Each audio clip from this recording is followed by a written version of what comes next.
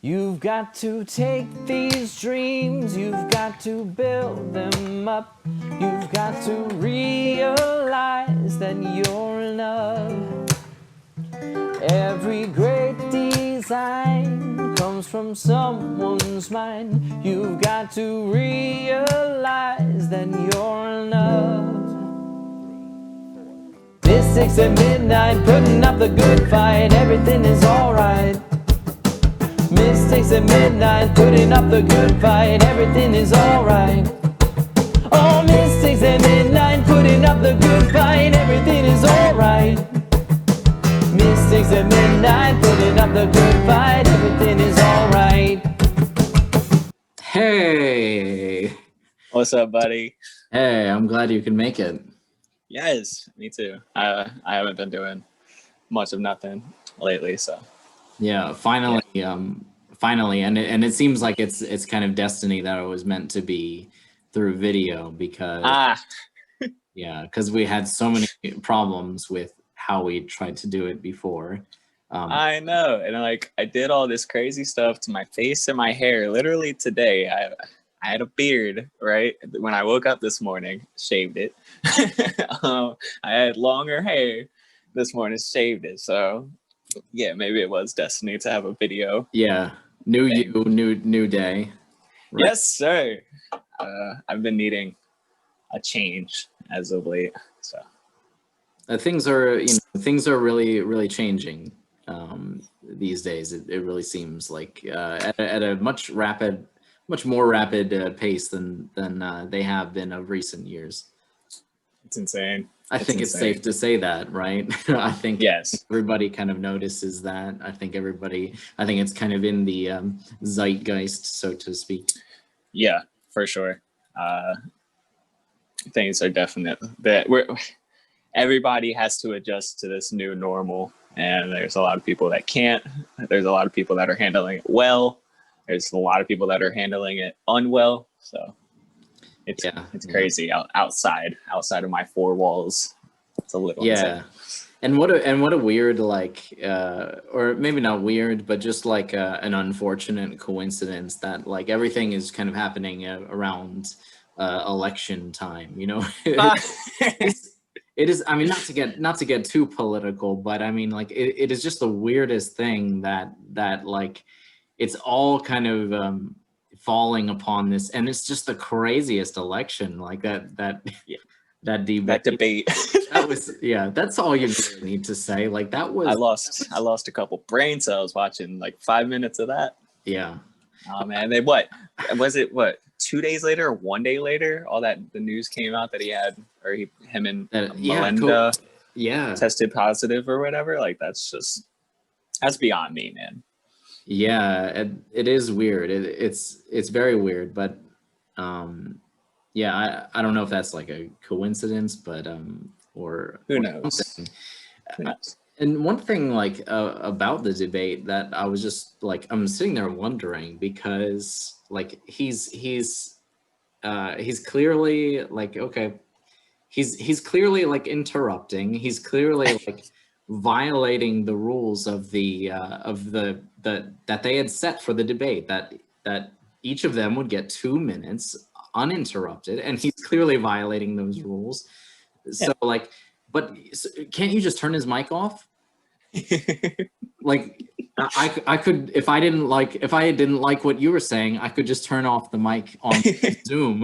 like that South Park the pandemic special. I don't know if you watched that, but I didn't see it. Oh man, you got it. It was hilarious. One of my producer friends was like, for the next debate, just do a compressor with a sidechain to each of their microphones with like a threshold set to like 1 decibel. And each time they interrupt, right, you like either higher or lower their decibel by like 1 stage or 2 stage or whatever. So eventually, like the more like they get interrupted or they interrupt, they'll eventually just like not be able to speak whenever the other person is speaking. Wow. So if you can have that kind of just technology, this is your professor? No, my producer friend. Producer, yeah, your producer friend. If he can have this kind of like technology, you would think that like, the Electoral College would, yeah, or yeah, our almighty government would have some kind of similar technology. But yeah. hey, man, At the very yeah. least, you could just bring down the fader, like, like okay, Nope. and so you just have him up there going, you know, that kind of thing. I've come to the conclusion that America is just one big reality TV show at this point. It's got to be, right? I mean, that's the only explanation. Things are the way that they are. Hey, So it's all good. Strange times. I am completely content in here with my candle and my incense burning at the same time. Very cool. Very cool. Maximum comfort. I've been playing. Vibes. Yes. I need to get lights for my room. Yeah.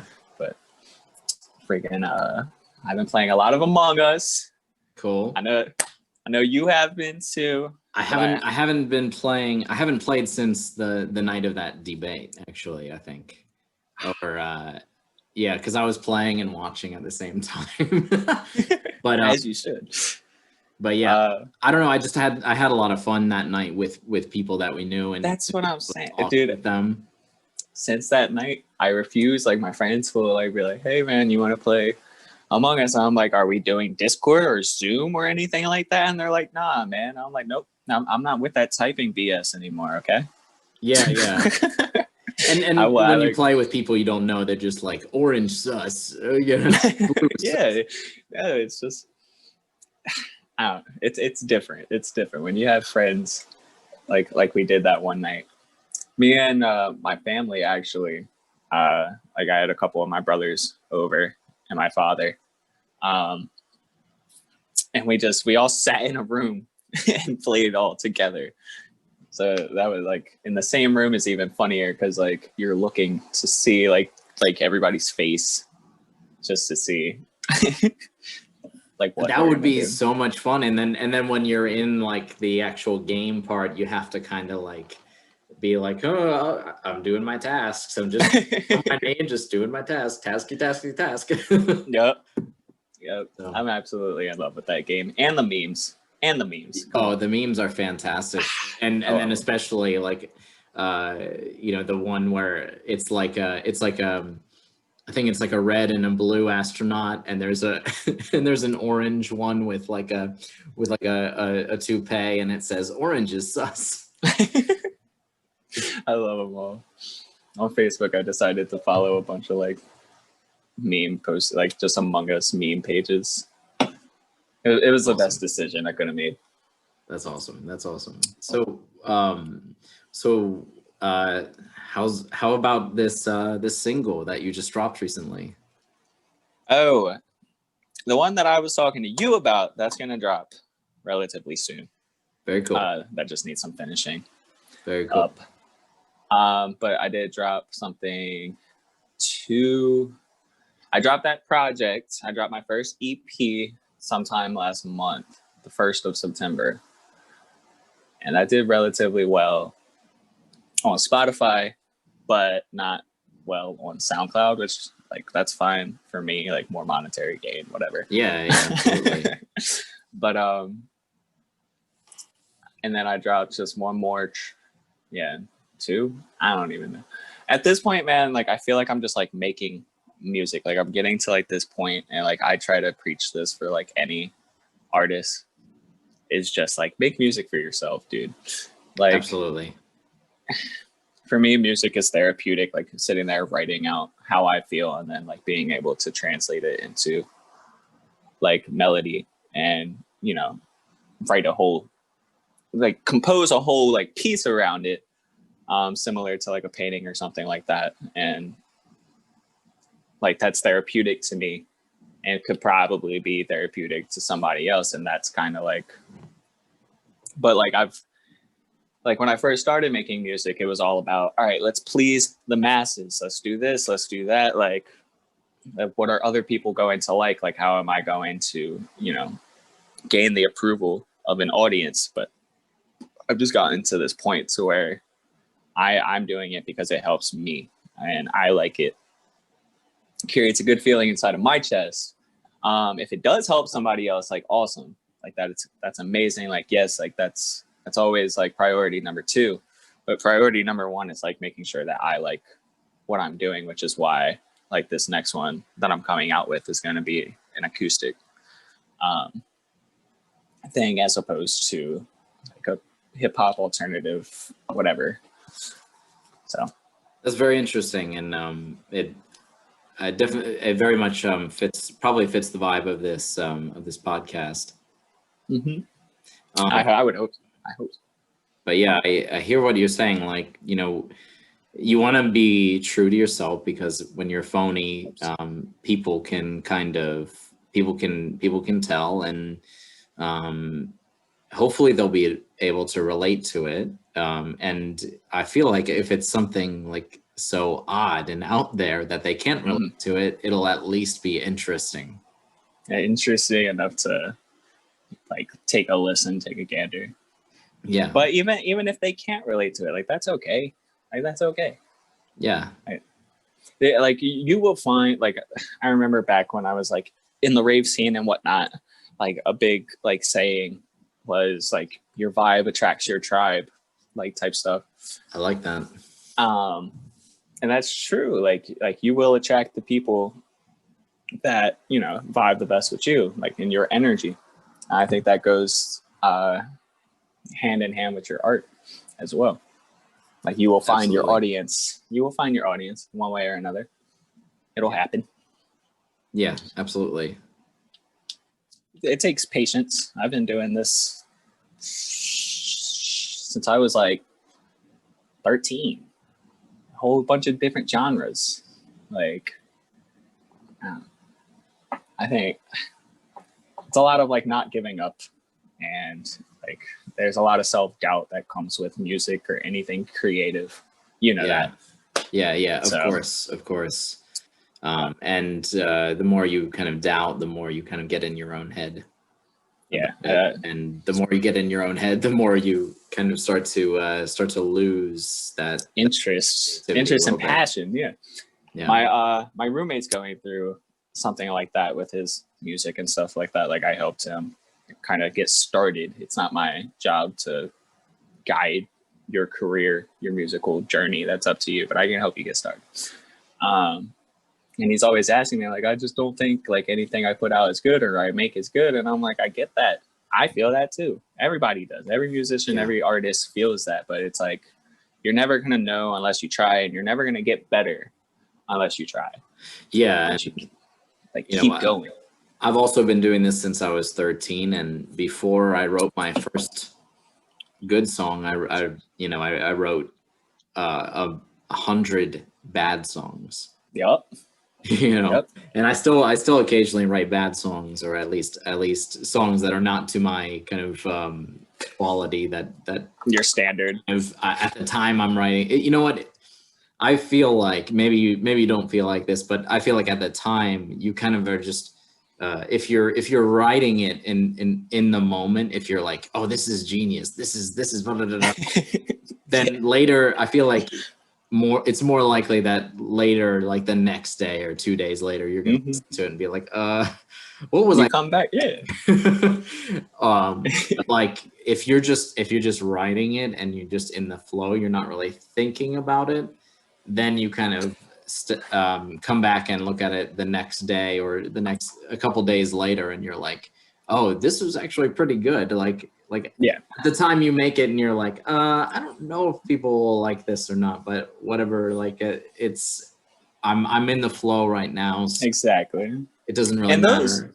And sometimes those kinds of songs or projects or whatever end up being like my favorite, where you just kind of sit down and you just kind of like word vomit onto a page. Yeah. And then word vomit like into your microphone, like no cares in the world. Because I see, and like for me, like my personal, like my genre, like there's a lot of emotion behind it, at least with my music and what I try to make it out to be, just because that's who I am. as a person. I'm a very emotional, sensitive person. My therapist calls me sensitive. That's not a bad thing. That's what she says. That's Yeah. what she says. But I don't think so. I think I there's don't a lot. There's a lot of kind of like, you know, there's a lot of kind of pressure about men nowadays, and kind of being and being that's why I do this stuff. That's why I do crazy stuff like that. yeah. Masculinity, toxic masculinity. It's okay to be masculine, but toxic masculinity needs to be thrown out the window. I think. So you mentioned your genre of music. So how would you describe your genre of music to people that haven't really heard you yet? My go-to when people ask me that is alternative hip hop. I hate calling it emo rap, but that's essentially what it is. Yes. I'm a little bit more melodic, I would say. I'm not very good at like the actual like rapping part. I like to sing and come up with melodies for sure. But yeah, no, emo rap, sad, hip hop, whatever you want to call it. Sad boy, as they say. Sad boy, yes, yes. I've got the sad boy aesthetic comparison a lot, or description a lot. So, and that's just the aesthetic that I've developed over the years. But yeah, a lot of my like big influences were like Little Peep, Juice WRLD. Oh yeah, XXX. Yes, all of them. Also, rest in peace. XXX rest in peace. Garden, he's really good. He's more on the alternative side of things. And a lot of underground people that deserve more recognition for sure. Like this guy, 6 feet, HK51, and a couple other people. And yeah. So if people like those bands, then yes, if they hear you at the end of this thing, then and they like you, then they should check these other bands out as well. Yes, 100%. 100%. Cool. Very cool. 100%. So what would you say, like, kind of, I don't know, it sounds so hacky to say.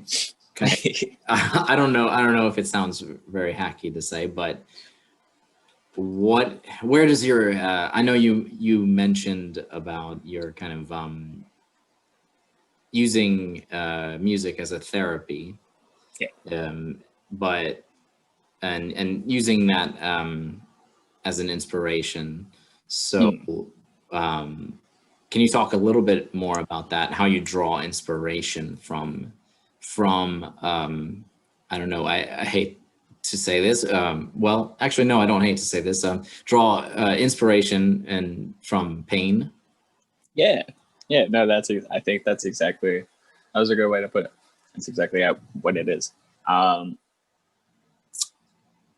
Well, me personally, I suffer from bipolar, with depressive episodes, psychosis, which is like slight hallucinations, really bad. I just developed like really bad anxiety, like panic disorder, out of the blue. Like I remember the first time it happened, it was like literally like 3 months ago. Woke up, everything was fine. I had too much coffee to drink, and I had I thought I was gonna have a heart attack. I thought I was having a heart attack, and my dad was like, "Calm down, like sit down on the couch," and like gave me a lorazepam. I was like, "Here, like you're having a panic attack. You're gonna be fine." And so I went to the doctor, and they're like, "Yeah, nah, that happens. Like it's common for that stuff to develop like late." So that's been the biggest thing that I've been dealing with as of late. But and yeah, so like, and all of this like came to light. I was probably like 16. So like that's when I really started making like sad music, because that's all I was feeling. I didn't know like how else to kind of like get it out. So it started, I think I'm such an empath that I kind of like started like writing like to other people, like catering to other people's pain, and just like writing like generic sad shit or sad stuff. And it wasn't until like I like restarted, I went through like this whole phase where I did like EDM, like producing like dubstep and like stuff like that, where I was just like, all right, like this isn't cutting it anymore, like it's not like doing anything for me, like emotionally or spiritually. Like I need to find something like better that can fulfill me. And I've always been a fan of Peep. Like me and Peep were friends way back in like 2015. And I've been a fan of the genre and like the community for a long time, and I just never like dove into it, like creative wise. And then my friend Ryan LV had me produce him a couple beats, and he was like, you should hop on, like, well, I know you've been talking about like doing this stuff, like you should hop on a track with me. And so we did, and it ended up being like a really good song, like whatever.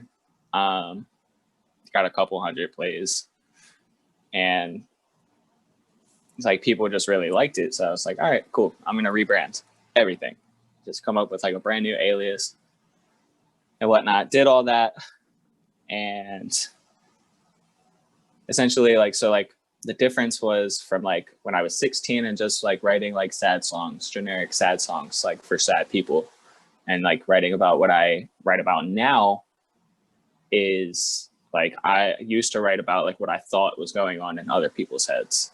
What I write about now is like strictly what's going on in my head. And it's almost like a diary. I kind of like treat like the notepad in my phone as like a diary. And like sometimes like I'm not even writing songs, I'm just like sitting there writing thoughts, and then I'll go back to it and then turn it into a song, like start making like melodies and rhymes and whatnot. That's really cool. Yeah. And with that coinciding with like my actual therapy along with like medicine, I can live a relatively stable life. We're still trying to find like the proper mix of medications, especially with like this new, like I have to take extra stuff for the anxiety now.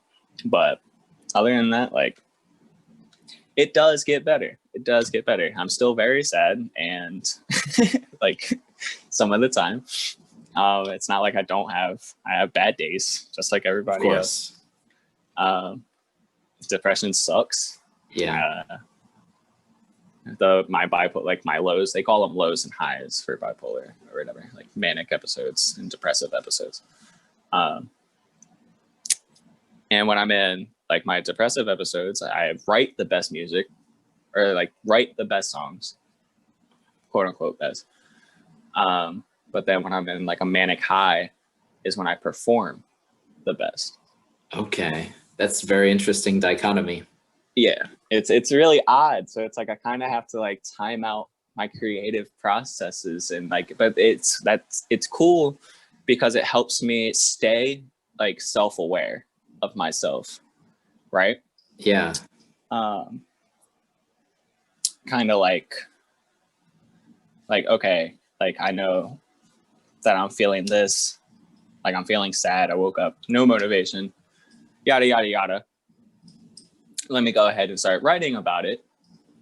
And then one day I'll wake up like, all right, cool. Like my mind is going 1,000 miles per hour. So there's really like writing is like out of, the window, but maybe I can take something that I already written and go ahead and perform it well. So it never really stops. It sounds like a kind of balance, like a really interesting kind of balance that you've it's balancing, I guess, a balancing act that you've kind of made. For sure. It's taken. Oh, are we back? Yeah, that's okay. It'll just flash your, it'll just flash your logo, and it'll be another promotion for you. Woo. No, I had to. It's taken me years. I'm not even gonna like lie to anybody. Like, it's an adjustment. It's like with anything else, it takes like practice. Like any kind of struggles, like it took me years of like fighting and like denial, like denial of help and whatnot. Yeah. And I'm sure there's some people out there that can understand like that feeling. And it's kind of like, and I had this conversation with somebody. Grief, like the 5 stages of grief, right? You don't feel those, like you experience like those 5 stages, like with a lot of things in life, not just like death, like a breakup, right? You're going to experience like those 5 stages of grief all the way up. True. The same goes for like overcoming a hard task in your life, like losing a job or something along those lines. And what like you should try to sit there and remember is like the acceptance part. Like try to get like fight towards that acceptance part, that final stage. It's okay to feel like the other 4 stages, like those will pass, but like once you finally get to like that 5th stage, like there's such a sense of relief. And the same goes for like mental illness. Like once I sat down and just kind of like accepted it, there was like, it became easier because you don't feel as if you're like fighting so hard anymore, right? Yeah. I mean, I do think that that's kind of where a lot of, and I'm no expert, but I think it's kind of a lot of where kind of addiction problems and everything comes in, because people these days, they don't really want to sit with their depression, or they don't want to sit with their bad feelings. They just kind of want to just like forget that it exists, throw it out, and I don't really, it's like we kind of live in this culture. I don't ever want to be sad, or I don't ever want to be uncomfortable. Like it's okay. I think it's okay to be sad. It's okay to admit that and being uncomfortable, and it's all just a part of your life experience. And 100%. like anything, it's not going to last forever. Mm-hmm. But it's also not going to go away without some kind of effort and commitment to wanting to feel better. You know what I mean? Absolutely. Yeah. I think I went through my phase as well with like choosing drugs over help, drugs and alcohol and whatnot over help. And I was blessed enough and lucky enough to realize the road that I was going down and be able to get a grip on that very early, before it spiraled out of control. And I wish, the best for anybody else that's going through that, because that sucks. That sucks for sure. So you mentioned that you're still, obviously still going through these things. And like that's, it's a long road, and absolutely there's nothing wrong with that, and there's no no need to kind of like pretend that you're not. But I just kind of curious, is there a version of your music in the future, or the foreseeable future, that takes a happier turn? Or see, yeah, all right, so I wonder about that. Yeah, go ahead. I'm gonna tell a story. Okay. So story time. I have a hyperactive mind. That's something that just comes with the chemical imbalance. Yes. I never stopped thinking. So my whole like I feel like my whole career is already planned out in my head musically. Like the EP that I just dropped was a very it was called Just Breathe, because when I first started working on it was when I got diagnosed with a panic disorder, and everybody would just tell me to just breathe, right? Yeah. So, and like it wouldn't work, you know what I mean? Like just breathing would never work. So I there was a lot of anger and like confusion going through that EP.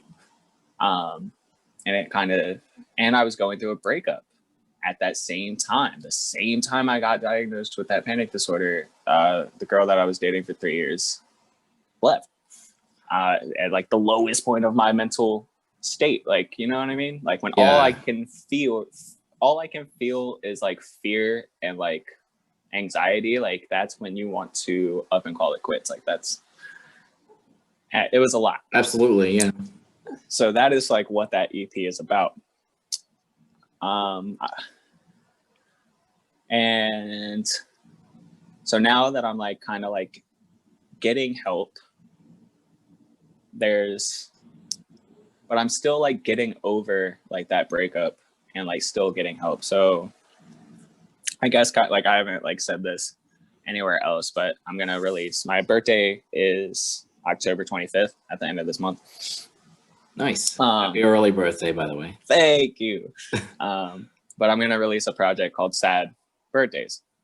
It's gonna be a short little like 4-song thing.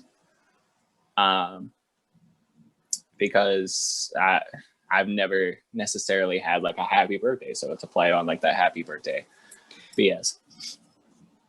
And it's gonna kind of like resemble like what I've been going through, like from the last project to this project, and kind of like how I've been coping and like moving forward from like that break, not only the breakup, but also like mentally and whatnot.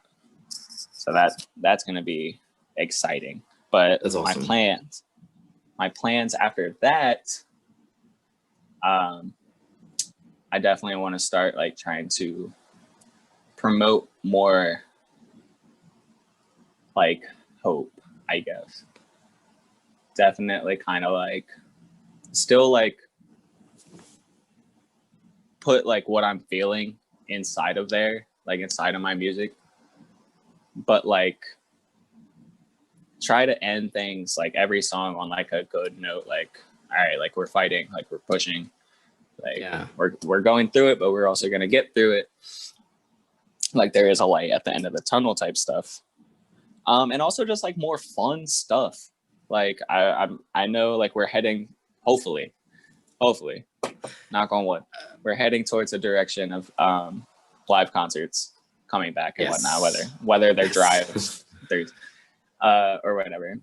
But I like going through my catalog and whatnot, I've noticed like there's nothing like necessarily like fun or like hyped about what I'm putting out, and like I want to have fun. Like, yeah, I get it, I'm sad, but like I have fun sometimes.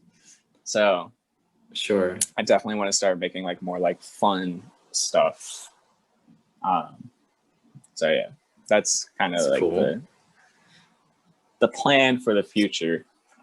So very cool. And I mean, I don't think that there's anything wrong with like, you know, people pick on certain kind of artists like Radiohead, and like, oh, all their songs are depressing. You know, it's like well, you know, it's a valid emotion. You know, like it's like people say like that's depressing. It's like, well, it's, you know, it's real though. You know. Yes. So yeah, I just wonder about that. Is it kind of this this idea about this relationship between pain and art? It seems like pain creates art, art creates pleasure. It's kind of this it's kind of interesting dichotomy. There's a quote actually from a song by Little Peep. 4 gold chains gave to my brothers. I hate the pain, but the pain make money. Ah, okay. So it's like, sometimes that's the case. Yeah. I get that. I get that. I get that. 100%. That's- If that's what you were known for, that's what you came up on, that's how you got discovered and whatnot. Yeah, I mean, especially if you're signed to like a label where you have no creative control. Oh yeah. They're gonna force you to kind of, continue to make that kind of music. That's its own kind of pain. So you don't even have to, you don't really have to force that if that's the case. Exactly. Yeah. But I don't plan on being sad forever, of course. So hopefully, and that's that's the plan, for your like, for your own for your own well-being, like I hope that you're not sad forever. Like yeah. that would be really bad. No, But I don't wish that on nobody. yeah, of course, you need balance, obviously. Yeah. Everybody needs that. But like I said, I don't necessarily think there's anything wrong with having sad music, even if it's all sad. I don't think there's necessarily anything wrong with having all slow songs and no bangers. Like if that's true, if that's your true art form, then do it and do it the best way that you possibly can. All music is kind of true in its own context. Yes, 100%. I think what I'm specifically trying to be, and this goes like coincide with like not only like me as like an artist, but like me as a person. Like I just want to do what I want to do, make what I want to make, and just kind of like figure out like and be who I really am. You know what I mean? Yeah. So that's the journey right now. That is really cool. Do you have any other kind of words of advice for people who are kind of coming up and trying to do what you do? Yeah. First things first, if you're feeling like any like way that I have like felt or like can relate to in my music, like go see help. Go seek out that professional help. I promise. Like my brother right now, like he's like, yeah, like I've been having like crazy thoughts or whatever, and I'm like, go see help. Like go see help. Like it runs in our family. Like it's not unusual. He's like, but therapy is like stupid, and I'm like, no, dude, it's not. Yeah. Like somebody to sit there, like you just kind of like tell them how you're feeling. I promise, like you'll become more comfortable like with your thoughts and yourself, and like it's like a weight lifted off your shoulders. So like that's always first things first. If you feel like you need to like write or like make music how like I make music, go see help first. And secondly, like just do it. Like literally, like that Shia LaBeouf meme, like literally just do it. Like I promise you, like everything, like no, you're not gonna be good at first. I promise you that. And if you are good at first, like all right, like you're special. Yeah. But 90% of the people out here are not gonna be good at first. But like just keep on practicing, keep on going. It gets better. You get better. You learn. Like it's ridiculous. And then like you surround yourself with like some of the most wonderful people, like Spencer. Like you meet people like Spencer through music. Absolutely. Meet a bunch of online friends or like IRL friends. Like it's crazy. Just like immerse yourself inside of that. And those are the kind of friendships that kind of transcend like space and time. That's a weird way to put it, but what I mean by that is just kind of the friends that you spend you could spend like a year or 2 years or something away, and then you meet them again, and it's like time never passed. Like it's just that kind of, I feel like music kind of brings people together in that way. Or you develop friendships like me and my roommate. We met like 6 years ago. and we drunkenly just started singing Ron Pope, Drop in the Ocean. And we were like, you can sing? He's like, dude, you can sing? Dude, we're friends, man. And then like the friendship just grew and grew, and now we live together. We're roommates. That's great. We've been roommates for like 3 years now. That's great. Best friends for 6. It's ridiculous. That's So great. yeah, no, that's my advice. Like literally, if you want to do anything creative, if you feel like you need that creative outlet, try it, do it. Like Yeah. don't take no second guesses, just do it. Yeah. And you know, if at first you're kind of making something that's not top quality, you will get better, and at the very least you'll be at that stage and you'll look back on your earlier stuff and you'll laugh. It'll be something that you can really laugh at, and you can a kind of cheeky kind of, it's cringy, but it's like the good kind of cringy. You're kind of absolutely, like, because you're kind of nostalgic for it, and you know, and you have to be grateful for that, because otherwise, you know, you wouldn't be where you are today if you weren't that like embarrassing human being. And if you're lucky, then somewhere in the future you'll be looking at yourself now and saying and thinking, what an embarrassing human being. yeah, in a good way, in a really good way. Yep. Yeah, I definitely recommend to just do it. That's awesome. I know it's cliches, all can be, but like just do it. You know, it's cliche for a reason, as they say. It's it's true. For sure. So, do you want to plug your stuff? I know that we're gonna get to your newest song, but before we do that, do you want to plug anything else? Yes. My Instagram is Namida Official. IAL official. Yeah, IAL official. I think that's how you spell official. it was weird. Official. Anyway, it'll be in the comments of this YouTube video. And my SoundCloud and my Spotify. Go follow all of that. Also, it'll be in the comments. Sweet. There's or tons not of the new comments. stuff. The description. The description. Yeah, thank you. Yeah, no, there's tons of stuff coming. Possibly I'm hoping a music video as well coming. That would be really cool. Can you give us any hint of like the will it fit your kind of nostalgic kind of, you have a kind of nostalgic 90s anime vibe to your, this will one it kind of match that aesthetic, or? Oh man, this one will not, but if this videographer, if me and him can see eye to eye on visions and whatnot, then I'll continue to work with him, and we're gonna come up with some cool stuff. That's awesome. Like that. That's really cool. Oh, never mind.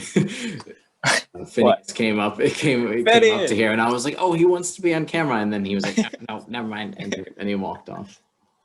My cat's too noisy. So I had to close the door. Oh. She'll come in and she'll just, you're in the Among Us game. She was just meowing. I'm like, stop. You're gonna get me caught. Yeah, she was telling me all the things that you were doing in cat language. He's not doing tasks in med.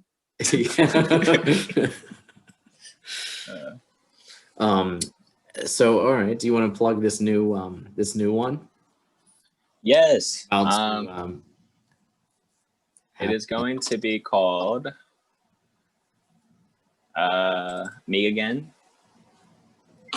And it's going to be a nice little acoustic thing. I did not play guitar on it because I do not own a guitar, but me and the producer, or the guitar player, he just played guitar. I had the chord progression in mind, and he kind of went his own way with it. And it came out really good. That's really cool. What's your inspiration behind it? I'm just gonna ask. Oh my goodness. So it's essentially I was feeling really down about the breakup one day, and I started writing, and I was like I don't know why, but winter was coming. Winter is coming. Shout out Game of Thrones. I don't think. Are we still talking about Game of Thrones, or is it canceled? Always talk about Game of Thrones. I love Game of Thrones, but I was thinking about winter. I love winter, and I love the snow. Yeah. And I was just trying to be like really nostalgic. So like the first like 4 lines are like, I've seen the winter come and go.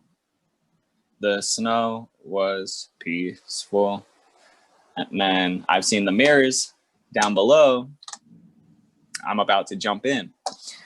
And from there, I'm like, because I was just trying to be happy. I was looking for like any like reason to like get my mind off of this breakup. And then I'm like, then it like developed into like, all right, like where did you lose yourself? How did you lose yourself? How do you get back to like who you were before? And then at the end, it all kind of ties into I want to be me again. Will you come back and make me feel like me again? Okay. So it came out really nice. All right. So you guys listening to this, or watching it, either one, follow Namida on Instagram, and we're gonna listen to this song. It's would you like to introduce it? What? Would you like to introduce the song before we go out? What? Play it on mine? No. Just say like just introduce it. Just be like, this song is called. This song is called "Me Again" by Namida. It is out probably in a week. Awesome. Okay, Sunday. We I don't know if I'm going to be able to get this out this week, so we may have to specify the date. So that's Sunday, October 11th. Yes, 11th. All right. So it should be out probably by the time that this is released. So you guys, what are you waiting for? Go and check it out. You, sir, and our listeners at home. I hope that you find whatever it is that you're looking for. Yes, 100%. All right, here we go.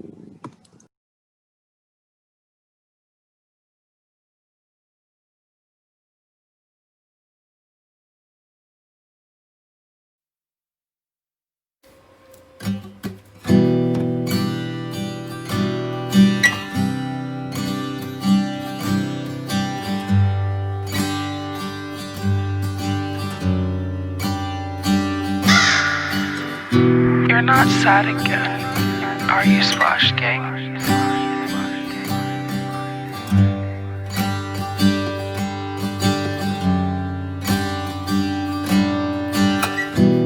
I've seen the winter come and go. The snow was peaceful. I've seen the mirrors down below. I'm about to jump in. I lost myself under neon lights. Wanna go back to myself, that's in everybody's mind. A stranger in the mirror, where are all your friends? When will this end? When will this end? I'm done acting like I'm fine. No, done wasting all my time here. I lost myself under neon lights. Wanna go back to myself, that's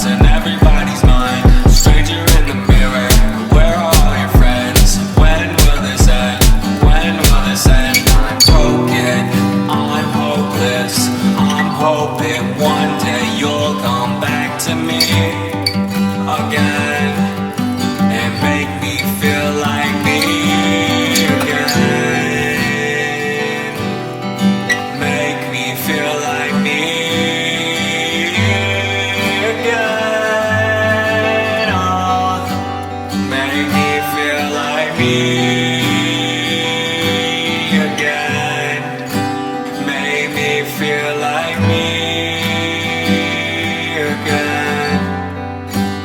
Make me feel like me again.